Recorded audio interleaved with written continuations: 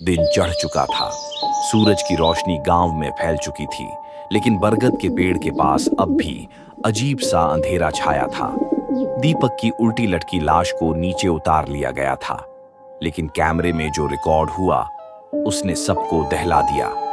गांव के पंडितों ने तांत्रिक को बुलाने की बात की, लेकिन दीपांशु के मन में कुछ और ही चल रहा था।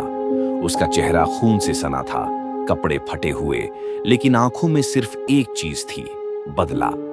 दीपांशु धीरे से, मैं अपने भाई को वापस लाऊंगा, चाहे इसके लिए मुझे जान ही क्यों न देनी पड़े। रात हो चुकी थी। दीपांशु फिर उसी बरगद के पास लौटा। हाथ में कैमरा था। उसने कैमरे की लाइट ऑन की, रिकॉर्डिंग शुरू की और पेड़ की जड़ों के पास बैठ गया। अगर ये मेरा आखिरी वीडियो है तो इसे जरूर अपलोड कर देना। मैं अपने भाई की मौत का सच जानना चाहता हूँ। मोहिनी, मैं तुम्हारा अतीत जानना चाहता हूँ। दीपांशु ने वही किया जो दीपक ने किया था। मोहिनी, मोहिनी, मोहिनी। हवा तेज हो गई, पेड़ की शाखाएं हिलने लगी, स्क्रीन में ग्लिच शुरू हो गई। दीपांशु की आंखों के आगे सब कुछ धुंधला हो गया। अब वो खुद को 10 साल पुराने धर्मगढ़ गांव में पाता है। एक लड़की भागती नजर आती है, मासूम, बेहद सुंदर, लेकिन डरी हुई। उसके पीछे गांव वाले, हाथों में मशालें लिए गांव वाले चिल्लाते हैं, पकड़ो इसे, ये डायन है। लड़की को पकड़ लिया जाता है। वो चीखती है, मैंने क्या किया है? मुझे क्यों जला रहे हो? मैं निर्दोष हूं। लेकिन किसी ने नहीं सुनी। दीपांशु की आंखें एक झटके में खुलती हैं। वो फिर खुद को बरगद के नीचे पाता है। अगली सुबह दीपांशु गांव के एक बुजुर्ग से मिलता है। बुजुर्ग कांपती आवाज में, अगर सच्चाई जाननी है तो पुराने किले के खंडहर में जाओ, वहां कुछ तुम्हारा इंतजार कर रहा है। दीपांशु खंडहर पहुंचता है। वहां उसे एक पुरानी डायरी मिलती है, धूल भरी लेकिन अब भी बोलती हुई। पहले पन्ने पर लिखा था, मेरा नाम मोहिनी है और ये मेरी आखिरी बात है। दीपांशु पढ़ता है, मैं गरीब थी और बहुत सुंदर भी, लेकिन मेरा रूप मेरे लिए अभिशाप बन गया। गांव के जमींदार का बेटा मुझे जबरदस्ती पाना चाहता था। मैंने घोर विरोध किया तो उसने तांत्रिक विद्या सीख ली, मुझे डायन घोषित करवा दिया।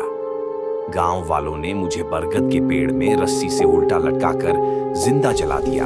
अब आप आजाद हो जाइए, यहां भटकने से कोई फायदा नहीं है। फिर मोहिनी की भारी आवाज गूंजी, जब तक मेरे भीतर की आग शांत नहीं होती, मुझे शांति नहीं मिलेगी। मेरे गुनाहगारों को सजा मिलनी चाहिए। तभी जमीन कांपने लगी। काले धुएं के बीच कोई प्रकट हुआ, जमींदार का बेटा।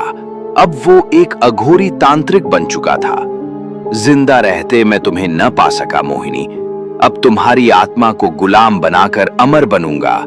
दीपांशु समझ गया, अगर आज मोहिनी कैद हो गई तो दीपक भी हमेशा के लिए खो जाएगा। तांत्रिक ने मंत्र पढ़े, हथेलियों से काले धुएं की बेड़ियां निकली और मोहिनी को जकड़ने लगी। मोहिनी विरोध करती है, चिल्लाती है, उसकी साड़ी जलने लगती है। मोहिनी कहती है, मैं अपने मौत का बदला जरूर लूंगी। तुम्हें मरते देखे बिना मैं नहीं मर सकती। दीपांशु को याद आता है वो तावीज जो किले के पुराने खंडहर में मोहिनी के डायरी के साथ मिला था। वो बैग से तावीज निकालता है और तांत्रिक की ओर दौड़ता है। ये तुम्हारी काली ताकत को जला देगा दुष्ट तांत्रिक। जैसे ही तावीज तांत्रिक के पास जाता है, एक तेज सफेद रोशनी फूटती है। तांत्रिक चीखते हुए, नहीं, यह असंभव है। और कुछ ही पलों में तांत्रिक राख में बदल जाता है। मोहिनी अब शांत है, उसकी आंखों में पहली बार सुकून है।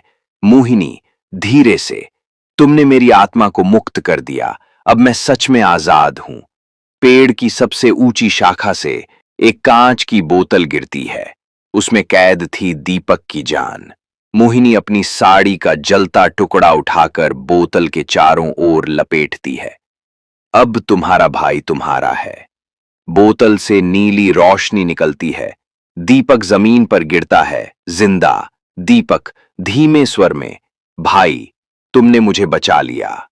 दोनों भाई एक दूसरे से लिपट कर रोते हैं। मोहिनी की आत्मा अब स्वर्ण रोशनी में बदल जाती है। बरगद का पेड़ खुद जलने लगता है, जैसे सभी बंधी आत्माएं अब मुक्त हो चुकी हों। दीपांशु और दीपक घर लौट चुके हैं। उनका वीडियो मोहिनी, चुड़ैल या बेबस आत्मा यूट्यूब पर वायरल हो चुका है।